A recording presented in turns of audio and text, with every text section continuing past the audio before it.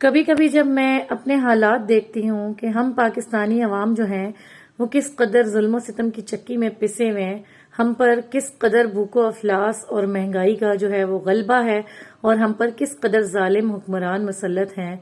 تو بہت دکھ ہوتا ہے۔ لیکن جب میں کبھی اس چیز پہ غور و فکر کرتی ہوں یا پھر اس پر ریسرچ کرتی ہوں تو سمجھ آتا ہے کہ اس میں جو ہے وہ کہیں نہ کہیں غلطی ہماری اپنی ہی ہے، کیونکہ ہم جو ہے وہ انتہائی کرپٹ عوام ہے۔ ہم جو ہے بحیثیت قوم جو ہے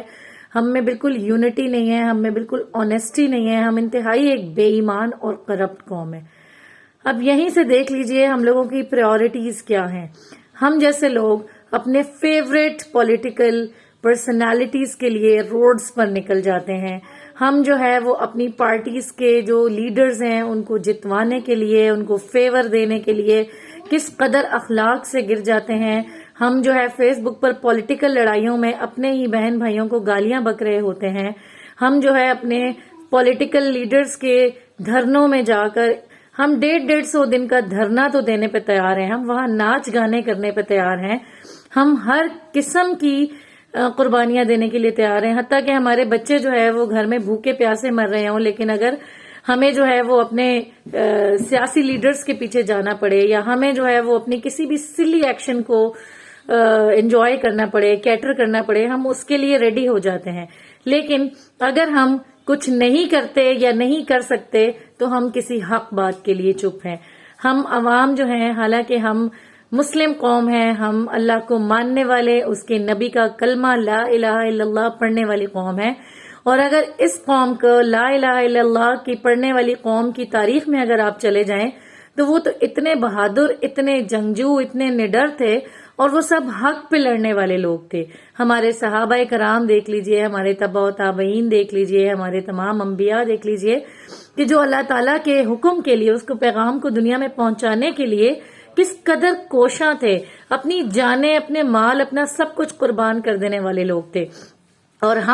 ہم وہ لوگ ہیں جو حق کی بات کرتے ہوئے ہمارے دل کانپ جاتے ہیں، ہماری زبانیں لڑکھڑا جاتی ہیں، ہم آنکھوں پہ پردہ کر لیتے ہیں اور ہم کہتے ہیں کہ چھوڑو، یہ ایک اجتماعی قوت کا کام ہے، یا یہ ایک بڑی سیاسی پارٹی کر سکتی ہے، یا یہ کوئی پاورفل لوگ کر سکتے ہیں، ہم چھوٹے چھوٹے لوگ ہیں، ہم یہ کام نہیں کر سکتے۔ لیکن ہم یہی چھوٹے چھوٹے لوگ جو ہیں یہ دنیا بھر کی بے غیرتی کے لیے تو نکل جاتے ہیں۔ آپ کو یاد ہوگا پاکستان کی تاریخ میں جب یہ جلسے جلوس ہو رہے تھے اور پولیٹیکل پارٹیز کی جو ہے وہ الیکشنز چل رہے تھے یا ان کو سپورٹ کرنے کے لیے ہم لوگ کس قدر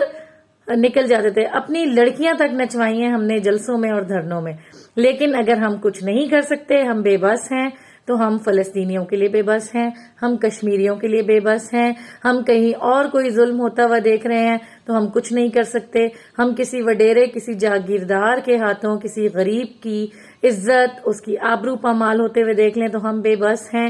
ہم کسی کی حق تلفی ہوتے ہوئے دیکھ لیں تو ہم بے بس ہیں، ہم کسی یتیم کا کوئی مال ہڑپ کر رہا ہو تو ہم بے بس ہیں، ہم کچھ نہیں کر سکتے۔ ہم کسی بھی حق بات کو صحیح کرنے کے لیے، اس کے حق میں بولنے کے روادار تک نہیں ہے، صحیح کرنا تو دور کی بات ہے، ہم ان سب کاموں میں اندھے بہرے گونگے اور ہم بے بس ہیں۔ لیکن ہم صرف کچھ کر سکتے ہیں تو وہاں جہاں ہمارا اپنا مطلب ہے، جہاں ہماری اپنی اولاد مشکل میں ہے، جہاں ہمارا اپنا بہن بھائی کسی پرابلم میں آ گیا ہے، یا جہاں ہم فائنینشلی ویک ہو رہے ہیں، تو وہاں ہم سب کچھ کر سکتے ہیں۔ اب میرا سوال ہے،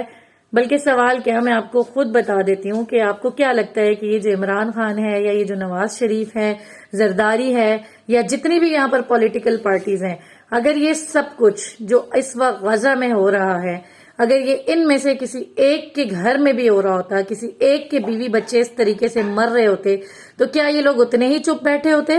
یا میں سوال کرتی ہوں آپ لوگوں سے کہ اگر خدا نخواستہ یہ جو شہید ہوئے اور کٹے ہوئے بچوں کی لاشیں جو آپ کو دکھائی جا رہی ہیں ویڈیو پہ، اس کی جگہ آپ کا اپنا بچہ ہوتا تو کیا ہم تب بھی اتنے ہی بے بس ہوتے؟ کیا ہمارے اندر اتنی سکت بھی نہ ہوتی کہ ہم صحیح کو صحیح اور غلط کو غلط کہہ سکیں؟ کیا ہمارے اندر اتنی ہمت بھی نہ ہوتی کہ ہم چیخو پکار کر سکتے، ہم آہو بکا کر سکتے؟ ہمارے نبی صلی اللہ علیہ وسلم نے کہا ہے کہ اگر برائی کو دیکھو تو اس کو روکو، اور اگر روک نہیں سکتے تو کم سے کم اس کو